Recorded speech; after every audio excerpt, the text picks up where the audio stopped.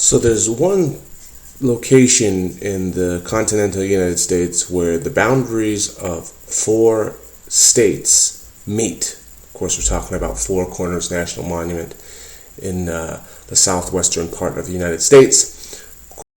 Some people will tell you it's actually located in Arizona, and then Google's address says it's in New Mexico. Either way, we drove up from Colorado, or down from Colorado, depending on your perspective, from Cortez, where we were staying earlier this year.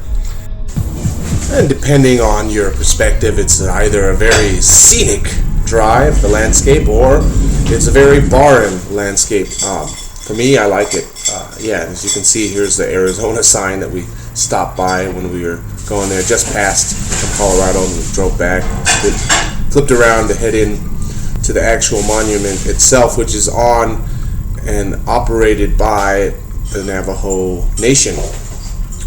So you get in there, this entrance, as you can see, and there is an entrance fee per person, and I think young kids are free, so we paid for three of us. It's like $5 each or something like that.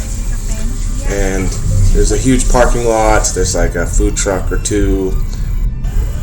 Well, when we went back in January, February of this year, not everything was open, mind you. But essentially, it's one of those bucket list type destinations where you go, get your selfies in each and all of the four states. And Colorado กับ Colorado เลย นี่อยู่ Colorado มา Colorado. And depending on how busy it is when you go, there is like a queue sometimes of people who want to, overtake the Four Corners area for their own selfie sessions.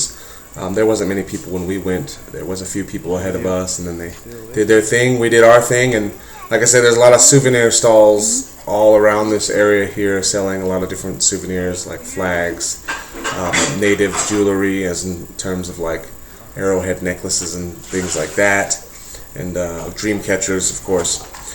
And there are some coffee stands. I thought I saw some food trucks, but not everything was open, as I said, so we just had our own lunch. It was pretty windy on that day.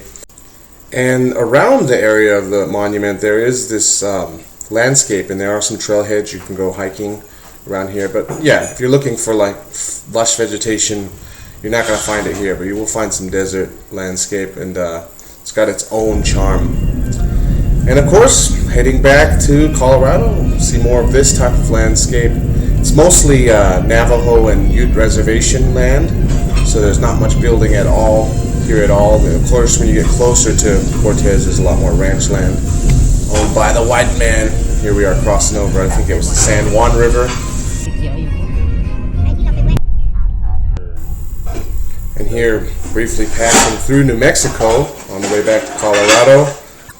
And I particularly like the desert landscape. I don't know if I would necessarily want to live there long term and just watch it ever and look at it every day, but who knows, there is a certain charm about all the different geological formations that are out there, a lot of mesas, a lot of rock structures that you don't usually see anywhere else in the world, here in this part of the world.